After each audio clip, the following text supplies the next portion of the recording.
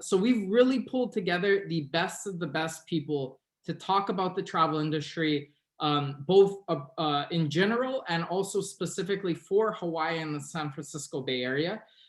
Today we have John DeFries, the president and CEO of the Hawaii Tourism Authority, which is really the largest group, and anyone from Hawaii knows them, that's focused on promoting Hawaii as a destination really throughout the entire world. We have Joe D'Alessandro, president and CEO of the San Francisco Travel Association, also known as San Francisco Travel or SF Travel, which is the leading travel organization for the Bay Area. We have Kelly Knox, outreach lead covering the West Coast and Hawaii for Southwest Airlines. And we have Leimomi Hall, director of sales for North America for Hawaiian Airlines. So we have a phenomenal group, a ton to cover today. And I just wanted to go around and start by having the panelists introduce themselves and talk a little bit about their organization. So John, I wanted to hand off to you and see if you could start with the introduction and background on the HTA. Oh, sure, I'd love to. The Hawaii Tourism Authority was established a little over 20 years ago. It is the state's central marketing arm responsible for marketing and managing tourism in Hawaii. We are the recipient of an annual allocation in the area of $79 million, which is derived from the Transient Accommodations Tax Fund. And so in May of last year, 2020, the governor saw fit to suspend any further funding. Obviously, at that time, there was little or no travel. And so the agency needed to accommodate that and make the budget reductions that we've made. The good news is a week ago, the governor announced that that fund will resume effective July 1 for the new fiscal year. So we're looking forward to being completely equipped to sustain a meaningful relaunch of our industry. So I'll stop there. Thank you, Michael. Thank you. And Joe, maybe I'll hand over to you next, if you don't mind. Sure, Michael, thank you. So the San Francisco Travel Association was founded about 1910. So it's one of the oldest destination marketing organizations in the world, actually. And it was a bunch of people that got together, very forward thinking, very progressive in their thought, shortly after the earthquake and fire of 1906, and thought, you know, travel and tourism is a really way to diversify the economy of San Francisco and expose San Francisco and the Bay Area to the world and get people moving again. So our organization has been around for quite a while, sponsored the World's Fair that gave us the Palace of Fine Arts in San Francisco and stuff like that in the very beginning. And today we're the organization that's responsible for marketing San Francisco and the greater Bay Area to the world for conventions, meetings, events, and leisure travel. And Hawaii is one of our favorite places to go to too. So we not only love people to come into the Bay Area, but we love people going to Hawaii. Phenomenal. And Kelly, you're based in Texas right now. I heard you folks are having some snow problems, but would love for you to introduce yourself to the group. Yeah, well, hi, Michael, and thank you so much to the HCCNC family for having us today. I had my Sig Zane dress picked out, but we are having some ice and it's a little bit chilly here. So I'm sporting my winter weather, wishing to be in either one of your destinations. But like you said, I'm the outreach lead for Southwest Airlines, which means my job is to make sure that we're not just an airline, but we're your neighbor. And we make sure that we have the right partnerships with stakeholders across all of the communities that we serve. Many of you probably know my predecessor, Kim Delavet, who started the relationship with HCCNC almost a decade ago. So we've had a long-term partnership with this chamber and with many chambers across the country. It's our 50th year of service, so if you can't tell from my obnoxious background, we're pretty excited about it.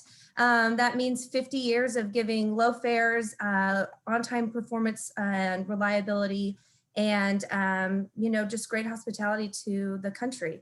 We've had a love affair with the Golden State for going on 32 years, serving Oakland, San Francisco, San Jose, the entire Bay Area.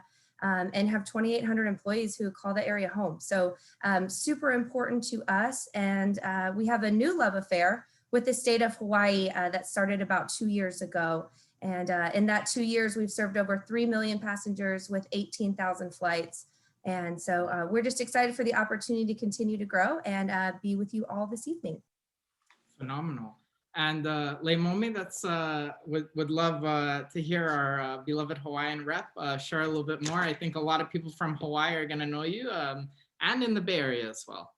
No, thank you, Michael, and aloha and mahalo, a big mahalo to the HCCNC and to everyone for taking the time this evening to join us on the call today.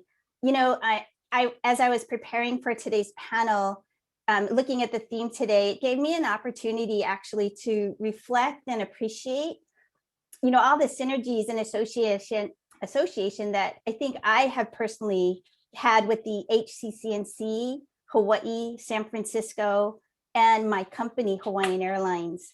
I was born and raised in Hawaii with a slight detour to Oregon. And Hawaii is a place I will always call home. I think 35 years ago, Hawaiian Airlines decided to expand scheduled air service to the mainland, with San Francisco being one of 4 markets to call home. I have been blessed to be a part of growing Hawaiian Airlines presence here in the Bay Area for 35 years, living the best of both worlds and calling San Francisco and Hawaii home. My personal experience with both communities and Hawaiian Airlines' mission has also provided me, I think, with the opportunity to align with the HCCNC and their mission, bridging these 2 communities, having served on the board and as a company recipient of the Kulia I Kanu'u Award. I'm really excited about today's topic and just humbled to be virtually alongside this group of respected and esteemed panelists. Thank you. Mahalo. Phenomenal. Well, thank you to each one of you. And Lei, I totally forgot to mention that you were on the board. I'll wait, Michael.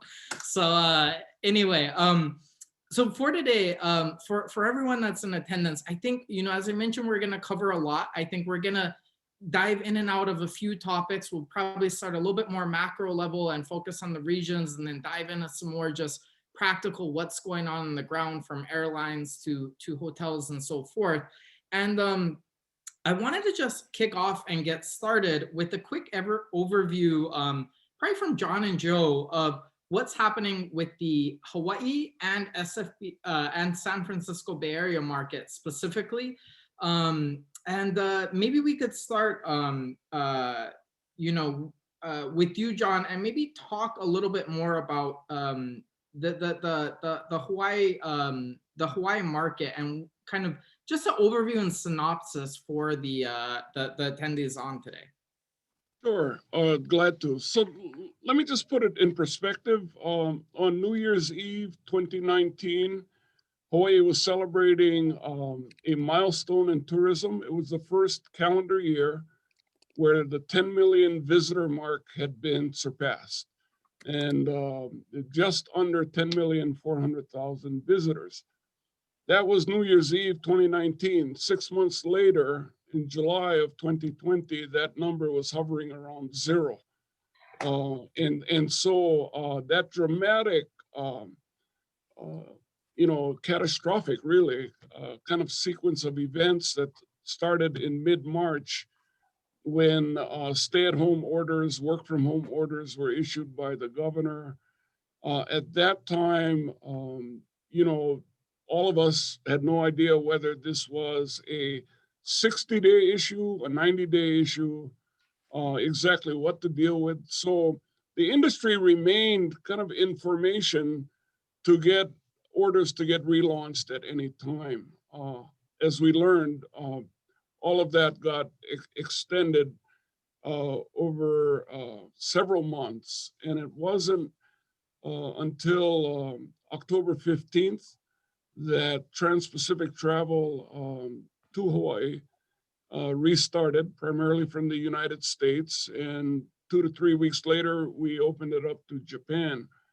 To accomplish that, we put a safe travels program in place that required pre-travel testing within a 72-hour time frame as an added layer of precaution to prevent any massive spread of COVID. During that time period, if I go back to the summer, my predecessor here at HTA, Chris Tatum, decided to step into retirement, announced it in June. I reside in Kona. I was quite happy in Kona. I had no intention of pursuing this position at HTA until I started to examine it with a group of colleagues and my wife. And so I decided to compete for the position, started in mid-September. And then a month later, we resumed trans-Pacific travel. So we ended calendar year 2020 with 2.7 million, a significant drop from 10 million for. And as best we can tell right now, we're looking at 2021 to achieve somewhere between 4.9 and 5.5 million visitors as the first meaningful step toward our recovery. Calendar year 22 looks like a forecast of about 8 million. So we're on our way to staging a recovery, but we got so much work in between now and then, both to get the Hawaii brand back on the market, but also start to manage some of the areas where overcrowding and signs of over-tourism has taken place.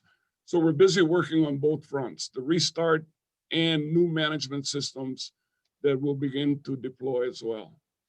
Thank you. Phenomenal. Yeah, thank you, John. And, really quickly, I know that we are having some questions come in through the chat. You can place them in the chat. You can also place them in the Q&A feature, which is right at the bottom. And at the end of the webinar, what we're going to do is we're going to ask these questions. We're going to hold them until the end for John and the others. John, we have a lot of great questions coming in for you.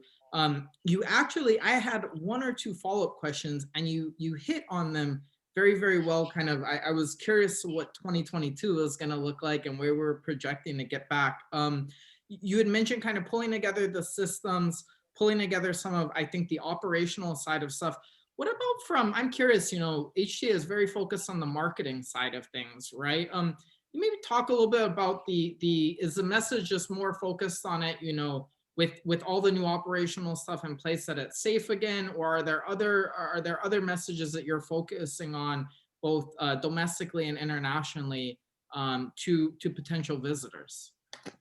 We are doing very little active marketing at the time. Most of it is centered around education and messaging, the kinds of things you need to be cognizant of. This is a place where mask wearing is taken very seriously.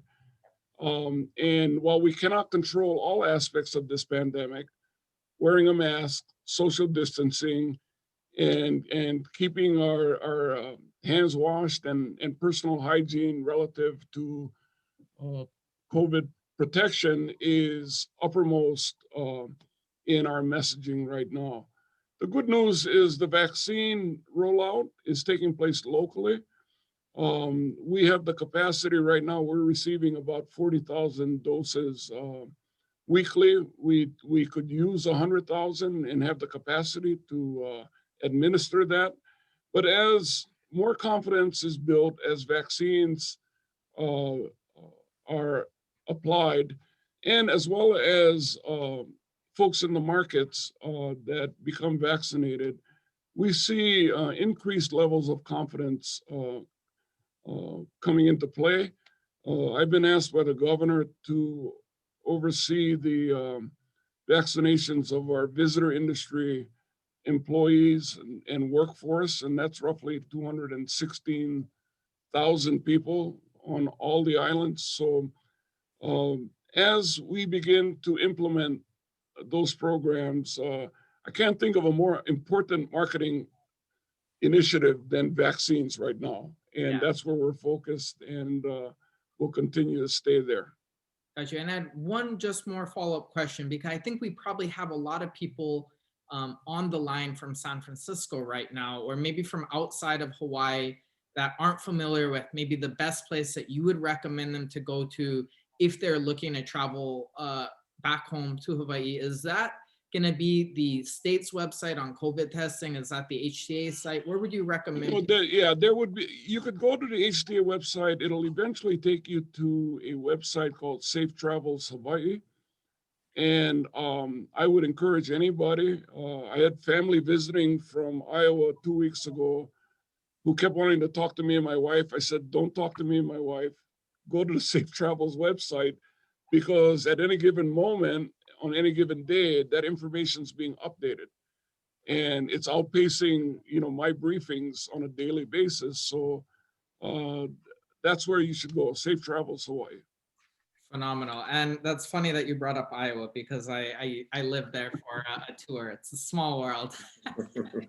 Perfect. Well, moving on, I want to go now to you, to you, Joe. And, we had this really interesting webinar last year in the thick of COVID with the Rodney Fong, who sits on the CEO and president of the SF Chamber of Commerce. And, in SF, it's been very challenging, right? There's been some opening, some closing, and so forth.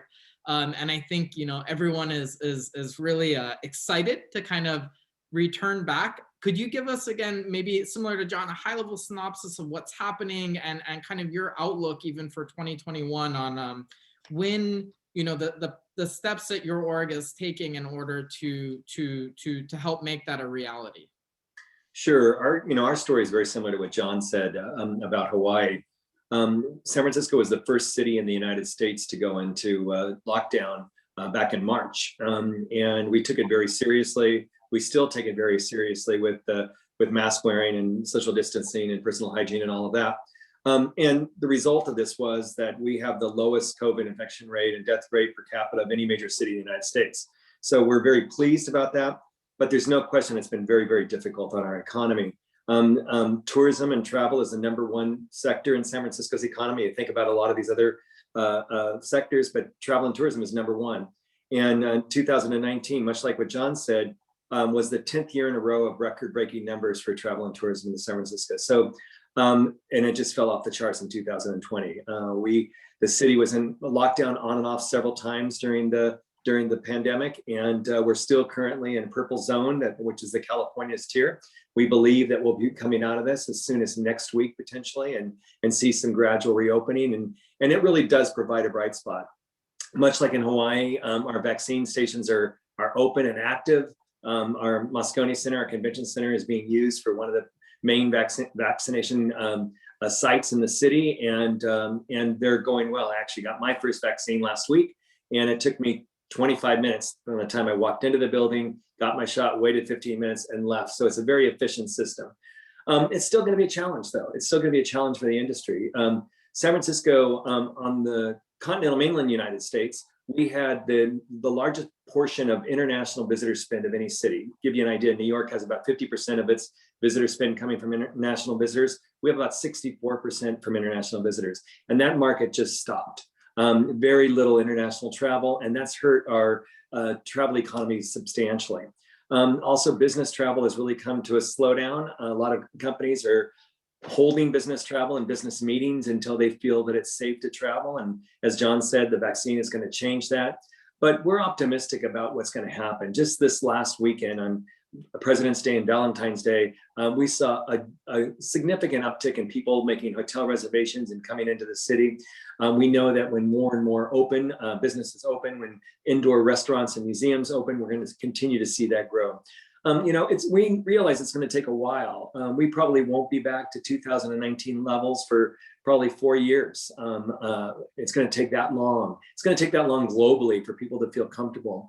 But the most important thing, and I think that Hawaii and California have done it right, the most important thing we can do is take this seriously and make sure that visitors feel safe when they come to a destination. And that's really the #1 priority. I know that the airline industry, and we're going to hear more about that, has done a lot of precautions about safety in the air and making sure that travel and flying is safe. And we want to do the same thing once you get to our destinations. We want to make sure that staying in a hotel is safe. When you go out to eat, it's safe. When you go to a museum or to another attraction, it's safe. And so our real focus on is reopening San Francisco to visitors, yes, but we want to make sure it's done safely. We ask visitors who are coming into San Francisco to sign a safe traveler's pledge that says that if you come into the city, you have to respect our rules and regulations, wear a mask, be socially distant, and practice personal hygiene. It's not a statement of politics, it's a statement of science and good practices in health. So we are asking all visitors to do that. And we realize that it's going to take some time for the industry to get back, but we know that it will. And so I am optimistic. 2021 is going to be ticking up slowly. Hopefully by the fall, we're going to see more meetings and possibly larger conventions coming back. And then 2022, 23, and 24, we'll just see that continuing to grow. It's going to be a while, but like I said, I'm very optimistic for the future. Phenomenal, Joe. Thank you. That was a great overview. I did have one follow-up question. One of the I think things that I ask myself a lot is what's permanent versus what's temporary, right? And kind of the changes that are coming. Are there certain things, for example, that are going to be, that you see as being permanent versus others being more temporary? I could pull a few examples if you need, but I think you get where I'm going in that. Absolutely. So there are some permanent changes, I think, in the essence of what San Francisco is all about that I think are really going to be good. For example, if you've been in the Bay Area, you know that although downtown is very quiet because a lot of the skyscraper office towers don't have employees in them currently, the neighborhoods have become very active. Neighborhood restaurants. We have a program called Safe Streets where the city is kind of pouring out into the streets, and restaurants are opening parklets on the street and the sidewalk and stringing lights. And you go in a neighborhood in San Francisco, whether it's North Beach or Noe Valley or Chinatown or the Mission, and in the evening, it's very full of activity, very full of life. People are on the streets eating and enjoying themselves and enjoying the weather and enjoying the environment. I think that's going to be a permanent change that we're going to see. We're fortunate, much like Hawaii, that a lot of our visitor attractions are outdoors, whether it's Golden Gate Park or the Embarcadero, the Marina, the Golden Gate Bridge. So much of what we can do in San Francisco year round is outdoors. And I think destinations that have a large outdoor presence, we have the largest national park, most visited national park in the country, Golden Gate National Recreation Area, and it's right in the heart of San Francisco. So, we're fortunate, as Hawaii is, that a lot of our visitor attractions that people come from around the world to see are outdoor, and people feel safe to do that. And so that's going to be another change, I think, that we're going to see. People are going to spend more time outdoors. They're going to want to see more experiences outdoors, whether they're arts and cultural experiences, dining, like I talked about, but other things like that. I think that's going to be a permanent change of COVID. So the way we have to look at it, I believe, is that we have to deal with what we've learned through this crisis, what we've learned through the pandemic, and make lemonade out of these lemons and see how we can improve our destinations, how we can make the travel experience even better for people, more peaceful, more enjoyable. And I think we can do that. I think there's going to be lessons that we are going to change us as organizations and change us as destinations too. Phenomenal. I'm really excited on that point. I love the outdoor dining. I, want to see, the French Quarter and more parts, that style, and more parts of San Francisco. French Quarter, not to be confused with French Laundry for those in the area. And phenomenal. Thank you for that. So I want to now shift a little bit and go into the airlines industry, because obviously that's the majority of the way that people get to both Hawaii and San Francisco. Believe it or not, that's the only way to get to Hawaii, obviously, unless you want to be on a very long boat ride. And obviously, I think the airlines have been hit as hard as probably anyone else, especially right after. There's been, as John and Joe, you both mentioned, obviously, a fairly rapid decline in the number of travelers to both of our beloved cities. So Leimomi, I wanted to start with you and Hawaiian Airlines, and maybe you could just share more about, how Hawaiian, how your team has responded to all the changes, and, some on Hawaii and maybe the broader area of coverage that you have across North America. Yeah, thank you, Michael. And, I think what really resonates for me coming from the airline industry was the images of our fleet on the ground and not in the sky, which served as a powerful daily reminder of the severity of the crisis. And, it really became apparent early on for us that, this pandemic would not only have a devastating impact on us commercially, but to our community and our employees. And it was during this time that we rallied around Malama, or care for our guests and employees. And we then looked at our community and elevated our humanitarian work, throughout this time. We know how much our residents really rely on our service for essential needs, and we remain committed to delivering on that every day with a passion that is our kuleana, that we welcome the various humanitarian missions with open wings. I am just humbled every day by the abundance of volunteers, including our leaders, who make up our Team Kokua efforts. It's the group of people you might see around the communities in Hawaii and even here in the Bay Area in purple shirts, who were giving their time daily to the less fortunate, and our company's efforts in supporting nonprofits and huis like Everyone Hawaii in bringing 1.6 million face masks to Hawaii residents, the repatriation charter missions that we did throughout the year, pivoting to cargo flying, serving the critical supply chain needs, and providing complimentary flights to healthcare workers, along with programs to facilitate travel for returning college students. As Hawaii's hometown carrier for over 9 decades, we recognize the tremendous kuleana that we have in keeping Hawaii's communities safe during this pandemic. And we are ready to welcome guests back, but we first ask for everyone's kokua help in taking the necessary steps that protect the islands and preserves its culture, natural resources, and our communities.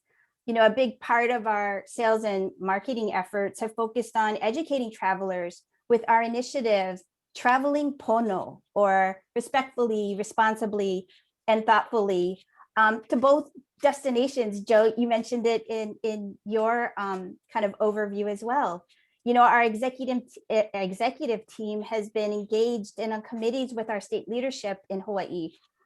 Business units have been partnering with local businesses, hotels, tour operators, restaurants, and key stakeholders like the HTA and the HVCB, and nonprofits in Hawaii like the Coral Reef Alliance, Sustainable Coastlines, Kupu, and the Nature Conservancy.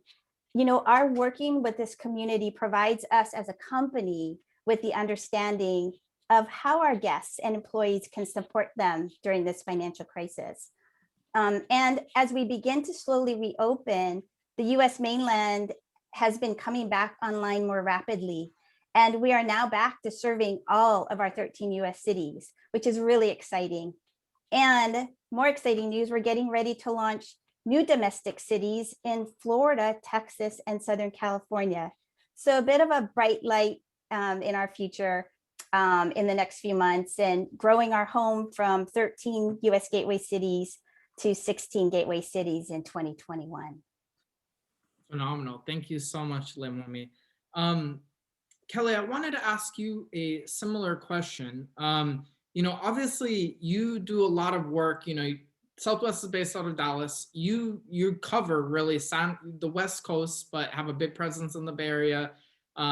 California, I think obviously big, and now Hawaii, which we know that you folks recently opened up to. So, how have you folks adapted in general? And maybe could you talk about what you're seeing in the Bay Area and Hawaii specifically, given your role? Yeah, absolutely. And so similar story coming into 2020, we were gangbusters. We had the highest load factors we've had. We were excited. And, in the middle of March is when we just had negative bookings for the first time in our history. And I didn't know you could do negative bookings, but you can, and you can do it overnight, which is a pretty phenomenal thing when you think about it. We had about 47 years of profitability going into 2020 and ended last year with our first loss of $3.5 billion. So it's been kind of a crazy year for us. Our daily cash burn is still between $12 and $15 million.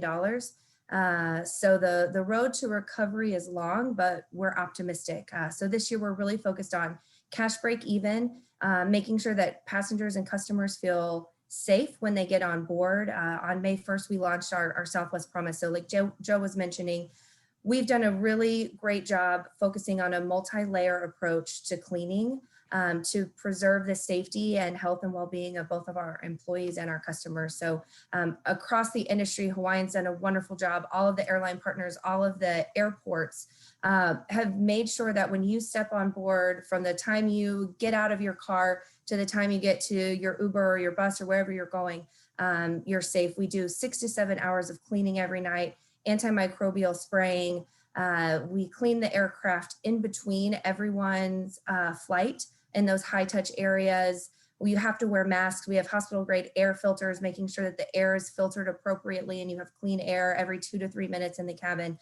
So just lots from a cleaning perspective, educating customers to make sure that they know what to do. From how else have we pivoted? We've started playing a little bit of offense, which has been exciting. We've announced 13 new cities over the last 6 months, a lot of them in the West Coast area. So Palm Springs, which is a great opportunity for our Oakland-based customers. Joe's hanging out there now. His weather's a heck of a lot better than mine is, so I'm pretty jealous. We've seen a lot of demand for those leisure destinations. So several Colorado destinations are opening up, Telluride, Montrose. So really just trying to find new customer streams, revenue streams, putting those idle aircraft to work. Like Momi was saying, you see just the planes parked on the runway, and it really takes your breath away. And so being able to open these new destinations, put our aircraft to work. Throughout the pandemic, we've maintained service to every single one of our domestic dots. We know how important serving those communities are. We know that everyone has family emergencies or needs for travel, or frontline workers who need to get to help other communities. So we've kept all of those destinations open. Of course, we've had to reduce the schedules a little bit, but we've made sure to maintain our commitment to those communities throughout the entire time. So we've made a lot of changes, but we are positive and optimistic on the future, and being just a continual presence both in the Bay and also in Hawaii. Phenomenal. Thank you, Kelly. And part of the reason beyond Kelly and Leimomi being so phenomenal, and I think being such a great ambassadors of their company and working in travel is, I talk with my family, I talk with people, and, there are people that are, afraid to step outside at times. And I think it's important to know how much work is being done by the airlines, by the businesses in this space to make things, to change their process, to adapt for the circumstances that we're under, and the amount of effort and investment they're placing into preventative measures and so forth. So thank you both for sharing a little about what you folks are doing, and thank you for continuing to provide, I think, services which allow people to be with their families, allow people to make those necessary journeys and so forth, that has such a big impact in our individual day-to-day lives and so forth. Now I want to transition into a different industry, but the other one that we obviously think about when it comes to travel. And we have the airlines, and then once you get to the destination, you're typically, staying at a hotel or lodging, and so forth. And John and Joe, obviously lodging industry is a huge part, right? Both in San Francisco and Hawaii. I know how tough it's been having friends and so forth in the industry. And I wanted to get both of your individual views on like how that industry is coping with everything. I mean, there's been such a fluctuation. You can't, you can kind of ground the airplanes, but it's, you can't turn the entire hotel off. What are you folks seeing? Joe, maybe we'll start with you.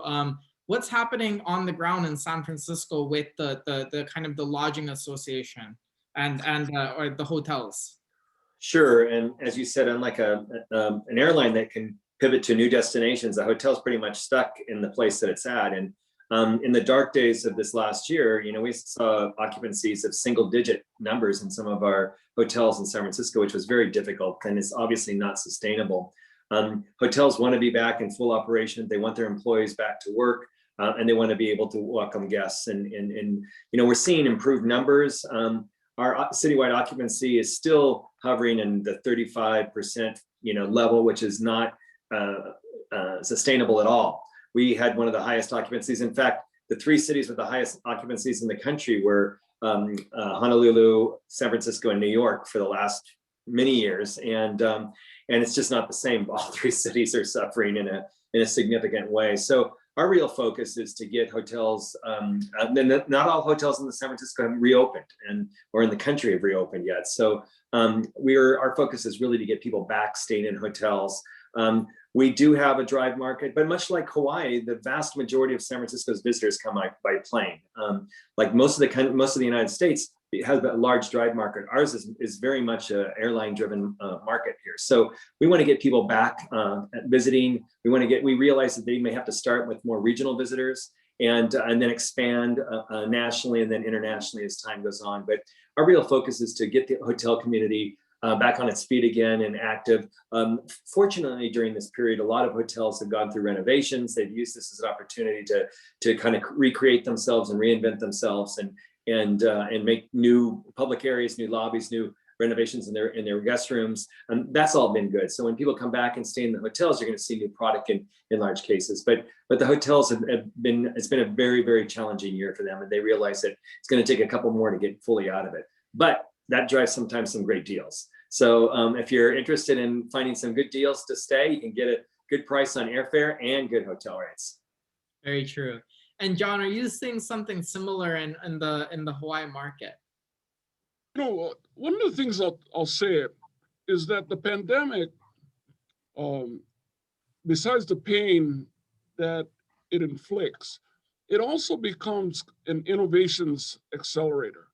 People, very innovative people in every sector in our industry starts to look at ways in which they can move to the next level, right? And because if you're a bellman that was laid off in a hotel back in March and you got rehired in October, it's not completely the same job that you left in March. You now have a whole new echelon of sanitation, sterilization. You have to be immensely alert as to what's happening around you with your fellow workers, with the visitor that you're hosting. And so my observation of our hotels is that they've been able to kind of move it to the next level in preparation for this relaunch. Now, I will tell you that all of them they each take different paths, right? If you're a 300-room hotel, you can open 100 units and fundamentally open a boutique within your hotel as a means of containing costs, as a means of having quarantine isolation units if you so need them, and manage your operating costs by scaling it to something appropriate and being able to increase that scale if needed. It's appropriate for me to personally thank Southwest Airlines and Hawaiian Airlines because they're the ones that have got to put the stake in the ground first, right? The minute they make a commitment to a route, what they're doing is they're infusing confidence in the marketplace and they're infusing confidence here at home. And so every time they announce a route or an expansion of routes, that is translating into increased confidence in the market, increased confidence at home. But they're the ones that have got to get out there first, because when you're on an island, this is it. This is our bloodline into the system. And both of them have conducted themselves at a very stellar level, and I'm appreciative to both. Phenomenal, thank you. And one follow-up to you and John, to you and Joe, excuse me, that I wanted to ask about both the markets, because I think given, we have the airlines, we have travel or lodging and so forth and hotels, but I mean, in both markets, I feel like so much of these businesses are dependent on tourism and travel. And there's a trickle, the negative kind of trickle down effect, right? And so from things like restaurants and other businesses that are out there. I know obviously in Hawaii, something like the Polynesian Cultural Center, right, is one that I could think about. How are the kind of surrounding or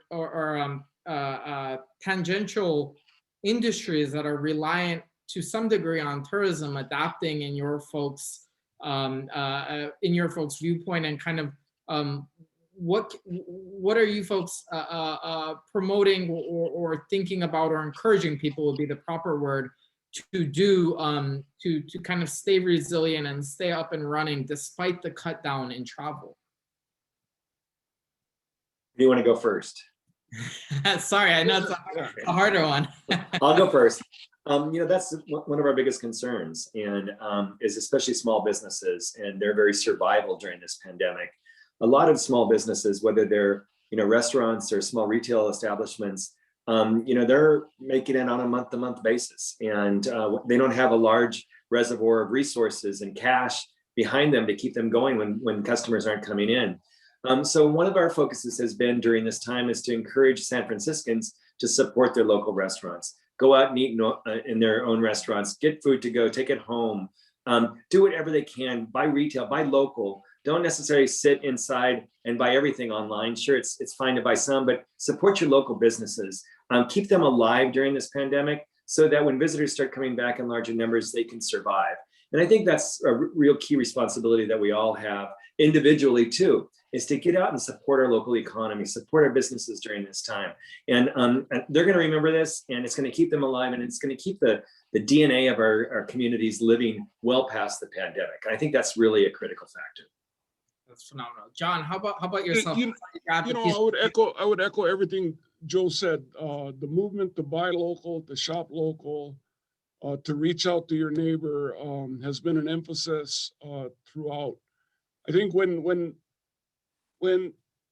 a state like Hawaii, a community like Hawaii is under siege, one of the things you witness is that every leader in every sector, nonprofit, school district, football coaches, you name them.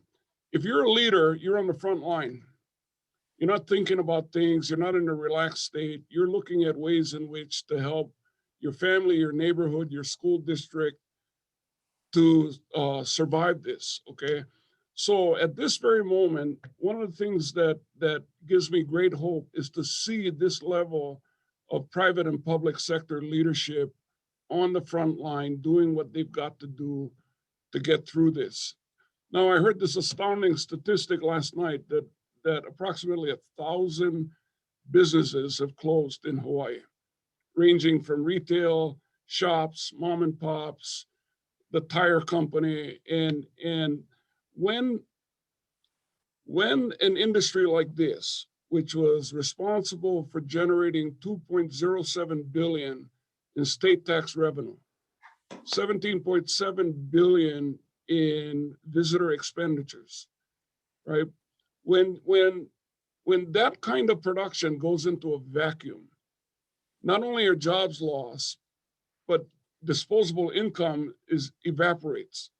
So the ability to transact, to conduct an economic transaction is basically snuffed out during this period, right? So we've got a major concern, because even if, as we reopen, a number of these businesses either have abandoned plans to reopen or have been hurt so badly that the fear of reopening is pervasive as well. So we've got a ways to go in terms of how do we get state support, how do we get federal support into the sectors of micro enterprise that we need to, because there is something about that local color that is very much a part of the visitor experience here.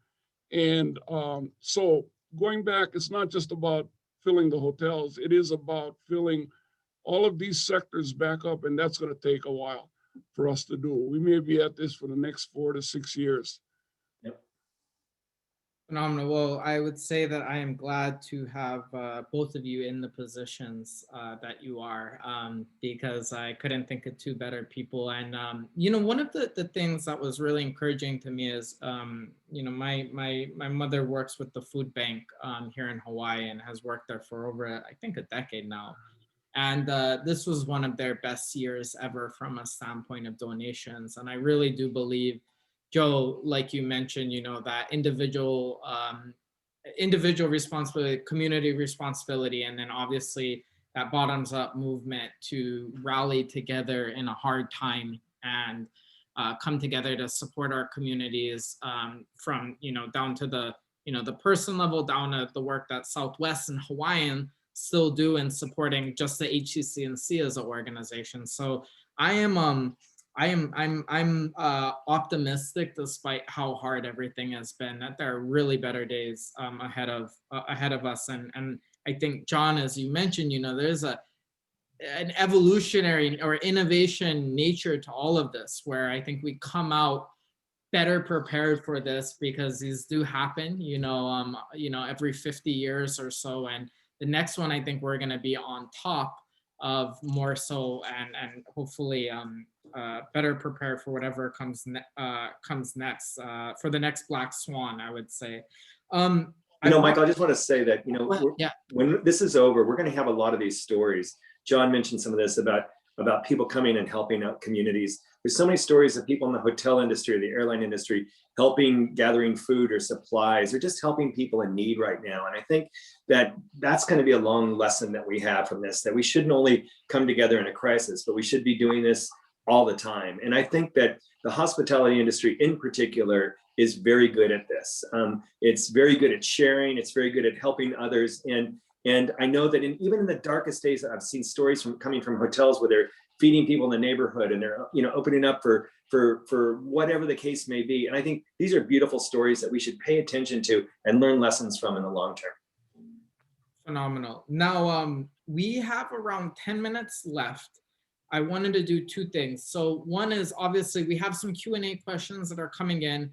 Our incredible Vice President, former President Jackie is going to read them out after. But really quickly, right before we do that, I wanted to do just a quick rapid fire around the panel, the hypothetical table, and just get your everyone's thoughts on one or two things. So one is, I wanted to just do rapid fire on what are the kind of the plans that you're focused on, the primary focus, if you had to have one thing that you communicate to people for your company or for your group that you're focused on through the year. And I'll maybe start with Lei and Kelly. And obviously the focus on the pandemic side is, I think, broad, but if there's, one thing within that's a priority at Hawaiian, and Lei, maybe we'll start with you. Yeah, thank you. I think for us, with all the different changes, it's really about, critical communication, the constant changes that have been going on with schedule changes and what waivers and closures. And then also, I think, providing the flexibility, for travelers. And as Joe mentioned, really building confidence, guests that can really build travel confidence for the guests. And then the innovation side of it, we, through this Safe Travels app, we made sure that we began to establish a dedicated network of laboratory partnerships aimed at making the pre-travel COVID testing seamless and accessible for our guests. So I think it's really about, providing choices, providing flexibility and robust, value propositions as we move forward. Phenomenal. Kelly, you're up next. Yeah, I think our biggest message is that whenever you're ready to travel, we're ready to welcome you on board. And so we've done everything we can to make it safe. We've provided the routes, hopefully that can get you where you need to go. My marketing team would kill me if I didn't mention that Long Beach becomes our newest gateway in California to Hawaii, starting in March. And then in April, that Long Beach Maui flight comes on board. So again, we're ready to welcome you on board. We've been your neighbor this whole time. We're still invested in each and every one of the communities through our service and our giving back. And we're just hopeful for better times. Awesome. Joe? I agree with them. I think the message of travel safely is incredibly important. Be honest and open and travel authentically. When you come into a destination, experience the destination for what it is. Don't try to experience something from another destination in a destination. So be authentic as travelers, be safe as travelers, and you're going to be happy as travelers. Phenomenal. John? I would say that Hawaii is moving into a different mindset, and that mindset is built around the organizing principle of Malama, to care for, to protect, to nurture. That starts with ourselves, our families, our communities. It starts with our fellow coworkers, especially in a post-pandemic environment. We also need to Malama the visitor, and in turn, help educate the visitor on how to Malama us as a place and as a people and as a society. And that culture of reciprocity is inherent to our host culture, and it's something that will help us all as a collective get through this. Uppermost, Hawaii's identity as a place of healing, because whether you get vaccinated or not, and you're immune from or you're protected from COVID-19, we've all been through an immense amount of mental, emotional, and spiritual tests. And all of us are going to have to go through a process of healing through this. And I believe that that is one of the natural gifts that Hawaii has, that starts with healing our own communities so that we can best prepare ourselves to help provide a place of healing to the world. Phenomenal.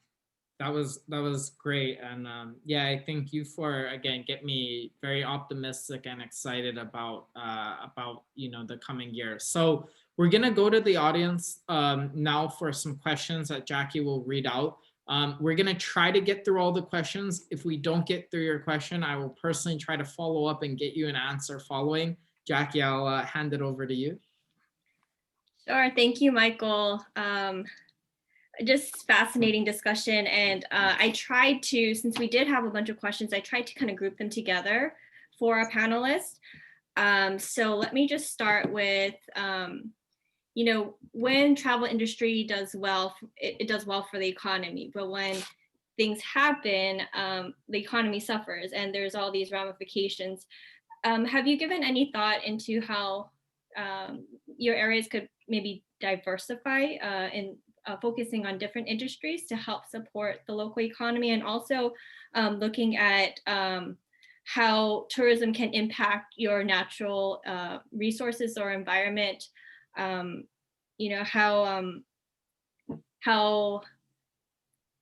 we can encourage visitors to our areas to respect that, and maybe even educating residents on how to welcome visitors more sometimes. I just tried to, that was like 3 questions I tried to combine. So I hope you get the gist of it. Anyone want to start? I'm happy to start. I think that economy has to be diversified. Economy is never going to be strong if it's reliant too much on just one industry or just one industry sector. So it's going to be stronger if it's diversified. The beauty about travel and tourism is that for a destination especially, is that industry never can leave. It's not like a company can get up and move to another place. The travel experience is all about that sense of place, that sense of destination. And I think that is incredible, because it's for a city like San Francisco that's have had economic ups and downs throughout our history. The travel industry has always been constant because it can't get up and go somewhere else. It's always going to be there. So it's important to realize, and it's important to also to make that diversification of the economy real substantial. The other thing, I think that we have to respect that sense of place of who we are. In this growing era leading up to 2019, and John mentioned this earlier, there was a lot of this cries of over-tourism and too many people. And when you have too many people in a particular attraction or a particular destination or a neighborhood or whatever, it's not a good experience for anybody. It's not a good experience for the visitor. It's not a good experience for the residents, for the locals. So, our goal as a hospitality industry and a travel and tourism industry is to make sure that our industry is sustainable for the long term. that it respects the destination that we're sharing with the world, that we're proud of, that we love, but it has to be sustainable for the industry to be sustainable. That means that we have to limit some experiences that are not going to be so negative because of an overcrowding. So, you know, the idea that we're even talking about overcrowding during a pandemic where visitors aren't traveling is kind of odd, but it's really an important thing to keep in mind because the industry will come back. Travel and tourism will come back. And I think that we have to make sure that we're respecting the destinations that we serve and making sure that the industry is sustainable and is part of the economic recovery. It's not the sole reason for the economic recovery, but it's a valid part of the economic recovery that makes a difference. I would also, I echo that, and I would add to it that, tourism is actually a collection of diversified businesses. We have a tendency of defining it under one label, and therefore it must be monolithic and it must be, an industrial complex. But if you really kind of open up this industry, you're going to find a collection of small businesses, of big businesses that actually do constitute a diversified economy. In Hawaii, a classic example is 25 years ago when a handful of chefs decided that they were going to commit to regional cuisine, right? So Sam Choi, Alan Wong, Roy Yamaguchi, Mark Ellman and Peter Merriman, all of that group, right? And they made a commitment, they put the stake in the ground and said they're gonna buy local and harvest local. And guess what? By making that commitment and creating their own genre in the culinary world, they changed cottage farming on every island, right? Tomato growers, cabbage growers, you name it, right? They changed the action at the local wharf where the local fishermen were coming in, right? Who had to learn how to meet the quality requirements as well as meet the demand of the market, right? And so they changed the way agriculture and the fishing industry conducted itself from that point forward. Now, in that case, tourism becomes the driver of economic diversification, right? And so I'm intent on finding more ways of getting that done, more examples where we can begin to become a catalyst to changing industries, creating industries, because it's the way it's being discussed, it's always tourism as the antithesis of diversified economies, when in fact, it can actually drive that. Thanks so much. And one more question. I know we're running out of time rapidly, but I think this is an interesting question. For John specifically, do you know if Hawaii will, change their guidelines to be similar to Oahu or Big Island? And also a follow-up to that would be maybe for the airlines, as the second vaccine doses become more widespread, is there discussion about, eliminating the pre-travel testing and, just letting travelers use like a vaccine card as proof? If you folks have any updates on that. Sure. We're in the midst of a legislative session where there are several bills that are seeking to standardize that. And it is a hotly contested debate, right? Those of us in tourism want to see it standardized, simplified, so we can message it to the market, we can message it here at home. When you really get down into the details of it, I often ask my colleagues in the industry, when's the last time you asked yourself how many hospital beds are on the island? How many intensive care units are on the island? We never ask that in the industry. Well, guess what? There are people who do ask that. They're called the Department of Health and they're called the Office of Mayor, right? So as difficult as it is sometimes for us to have to deal with individual islands having their own set of guidelines, and it makes it difficult to message, there are reasons why that happens. I do see it beginning to get streamlined. I expect Hawaii to get back into the Safe Travels program maybe sometime in April. And the vaccine is certainly going to help us achieve a more unified message, but it's going to take time. Thanks, John. Leimomi or Kelly, do you have any response to the second part of that question? About testing the vaccine cards. Mm-hmm. You know, I can just speak for us. I think we are very focused on talking to the CDC and the new administration about not requiring testing domestically for everyone to get on board a plane. So that's a big issue that we're talking to the administration about. We were optimistic when the CDC was not going to require testing. I can see at some point where a vaccine card or something along those lines could be in the future, but you know, I think it'll just vary. We're focused very much on the federal impact that has on all of our cities, and then just working closely with the local governments in Hawaii. You know, we can manage the different requirements on each island, but the advanced communication is really important to us so that we can make sure that we appropriately communicate to customers so that when they arrive on the islands, they're prepared and are ready to be respectful visitors. But that's just really hard when things change, you know, a little bit overnight. And I'll just, you know, mirror what Kelly said in terms of, you know, we're a member of the A4A and, you know, have been doing our leadership and officers have been doing a lot of work through that association in terms of the, you know, the testing, obviously domestically, and, you know, being Hawaii's hometown airline and, you know, where most of our employees are based in Hawaii, that we have to obviously follow the guidelines that, you know, the state has put forth, which we have. And again, we're diligent about, again, the safety of the communities there. We understand that. And having the testing protocols and the, you know, just, again, having that innovation of just ensuring that we have, you know, the testing partnerships in place for our guests to have access to. Thank you.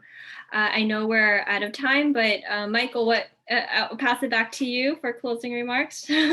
Well, I want to thank everyone that joined us today from the audience. I think we had 320 plus people on, which is absolutely incredible. And I wanted to thank each and every one of our incredible panelists today. You folks did phenomenal. And I think this really accomplished what we were hoping to do, which is give people a high level overview of kind of what's happening, but also talk a little bit more about the future and specific practical steps that are being done to bridge where we're at now to where we're going to be. I would say, you know, to each of you, Leimomi, it's so phenomenal to, I think the work that you're doing on just building, you know, the Pono initiative of building that community, as you know, at Hawaiian. I think Kelly, you know, I'm with everywhere that Southwest is to continue to just operate and serve these markets. Is my hats off to your folks, to Southwest and your team, because as you said, you know, this is the critical infrastructure that brings people together.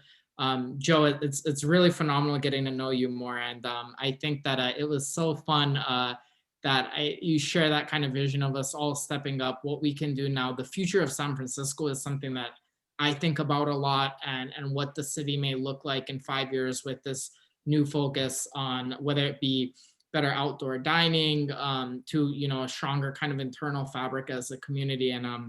And I think, John, really, you know, we're grateful for all the work that you're doing and really holding Hawaii down.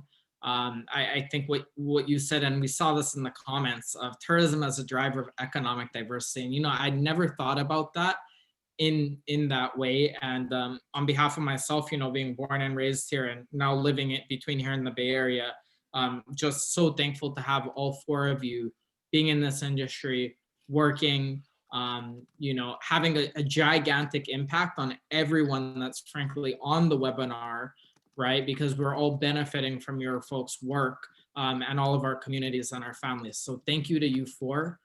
It's been an absolute pleasure. We're going to put this up just for everyone on the line. We're gonna be putting this up, and we'll provide the recording to everyone following. and to each of your respective organizations if you want that on hand. And please go HawaiiTourismAuthority.org, sftravel.com and .org, I think, Hawaiian Air or Hawaiian Airlines, and obviously Southwest.com. Please go check out these people. We'll link to all of their organizations in the notes and so forth. And yeah, can't wait to talk with you folks again. And thank you for your time today. We really appreciate it. Definitely, again, check out hccnc.org, sign up for our, our newsletter, stay informed, and we look forward to seeing you at the next event. Thank you, everyone. Mahalo. Mahalo. Thank you.